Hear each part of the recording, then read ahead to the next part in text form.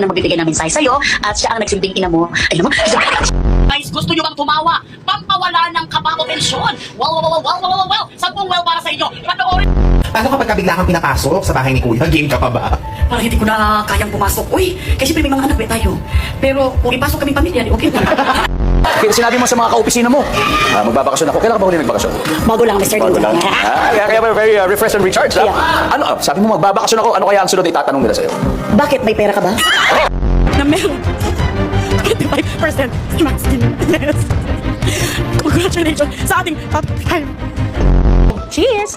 Ayaw mo pa mag-cheers? Pagkukunan ko ang instrument. Sorry. Okay. Oh, grabe yun.